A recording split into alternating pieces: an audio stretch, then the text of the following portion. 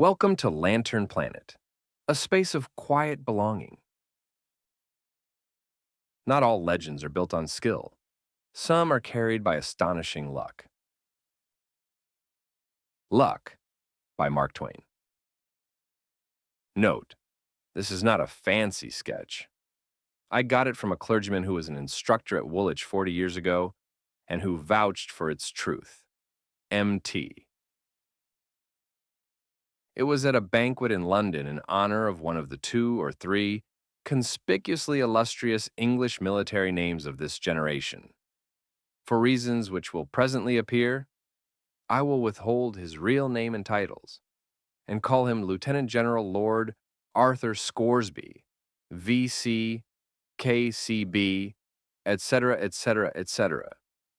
What a fascination there is in a renowned name. There sat the man, in actual flesh, whom I had heard of so many thousands of times since that day, 30 years before, when his name shot suddenly to the zenith from a Crimean battlefield, to remain forever celebrated. It was food and drink to me to look and look and look at that demigod, scanning, searching, noting the quietness, the reserve, the noble gravity of his countenance, the simple honesty that expressed itself all over him, the sweet unconsciousness of his greatness, unconsciousness of the hundreds of admiring eyes fastened upon him, unconsciousness of the deep, loving, sincere worship welling out of the breasts of those people and flowing toward him. The clergyman at my left was an old acquaintance of mine, clergyman now, but had spent the first half of his life in the camp and field, and as an instructor in the military school at Woolwich.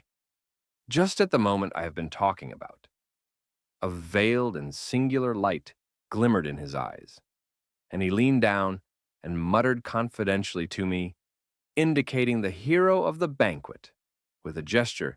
Privately, his glory is an accident, just a product of incredible luck. This verdict was a great surprise to me. If its subject had been Napoleon or Socrates or Solomon, my astonishment could not have been greater. Some days later came the explanation of this strange remark, and this is what the Reverend told me. About 40 years ago, I was an instructor in the military academy at Woolwich. I was present in one of the sections when young Scoresby underwent his preliminary examination. I was touched to the quick with pity, for the rest of the class answered up brightly and handsomely, while why, dear me, he didn't know anything, so to speak. He was evidently good and sweet and lovable and guileless. And so it was exceedingly painful to see him stand there as serene as a graven image and deliver himself of answers which were veritably miraculous for stupidity and ignorance. All the compassion in me was aroused in his behalf. I said to myself, when he comes to be examined again, he will be flung over, of course, so it will be simple, a harmless act of charity to ease his fall as much as I can.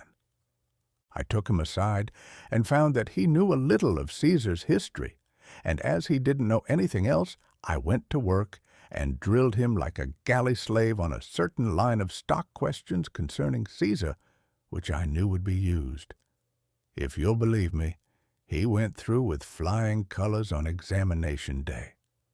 He went through on that purely superficial cram, and got compliments too, while others, who knew 1,000 times more than he, got plucked. By some strangely lucky accident, an accident not likely to happen twice in a century, he was asked no question outside of the narrow limits of his drill. It was stupefying. Well, although through his course I stood by him with something of the sentiment which a mother feels for a crippled child, and he always saved himself just by miracle, apparently.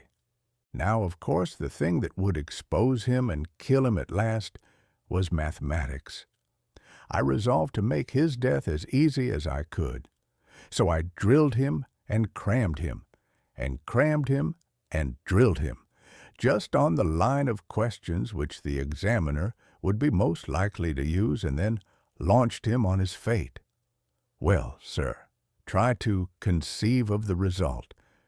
To my consternation, he took the first prize, and with it he got a perfect ovation in the way of compliments. Sleep. There was no more sleep for me for a week. My conscience tortured me day and night. What I had done purely through charity, and only to ease the poor youth's fall. I never had dreamed of any such preposterous result as the thing that had happened. I felt as guilty and miserable as the creator of Frankenstein. Here was a wooden head whom I had put in the way of glittering promotions and prodigious responsibilities, and but one thing could happen. He and his responsibilities would all go to ruin together at the first opportunity. The Crimean War had just broken out. Of course, there had to be a war, I said to myself. We couldn't have peace and give this donkey a chance to die before he is found out. I waited for the earthquake. It came, and it made me reel when it did come. He was actually gazetted to a captaincy in a marching regiment. Better men grow old and gray in the service before they climb to a sublimity like that. And who could ever have foreseen that they would go and put such a load of responsibility on such green and inadequate shoulders? I could just barely have stood it if they had made him a cornet, but a captain. Think of it.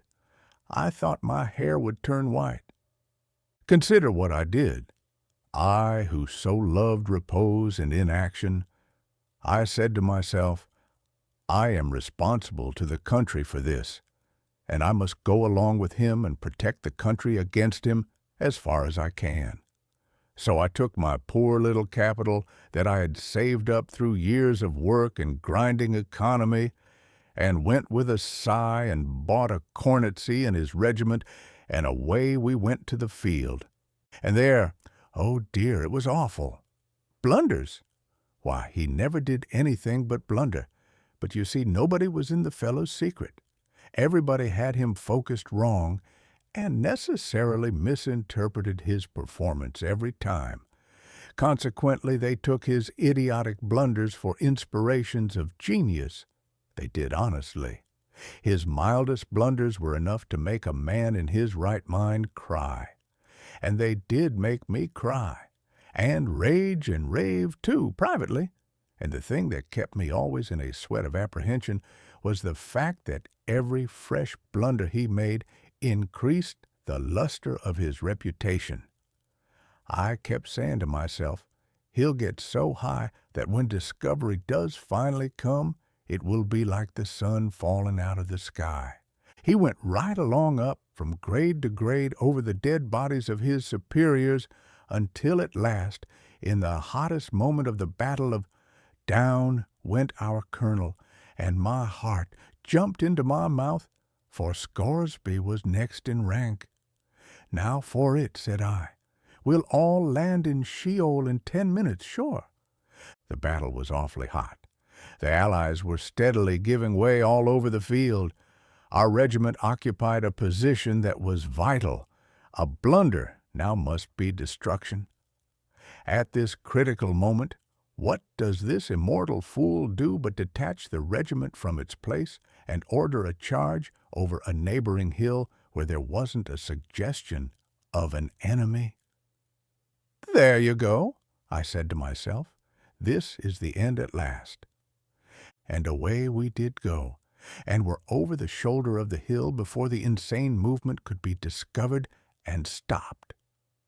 And what did we find? An entire and unsuspected Russian army in reserve. And what happened? We were eaten up. That is necessarily what would have happened in 99 cases out of 100. But no, those Russians argued that no single regiment would come browsing around there at such a time. It must be the entire English army, and that the sly Russian game was detected and blocked. So they turned tail, and away they went, pell-mell over the hill, and down into the field, in wild confusion, and we after them. They themselves broke the solid Russia center in the field and tore through, and in no time there was the most tremendous rout you ever saw, and the defeat of the Allies was turned into a sweeping and splendid victory. Marshal Canrobert looked on dizzy with astonishment, admiration, and delight, and sent right off for Scoresby and hugged him and decorated him on the field in presence of all the armies. And what was Scoresby's blunder that time? Merely the mistaking his right hand for his left, that was all. An order had come to him to fall back and support our right, and instead he fell forward and went over the hill to the left. But the name he won that day as a marvelous military genius filled the world with his glory, and that glory will never fade while history books last.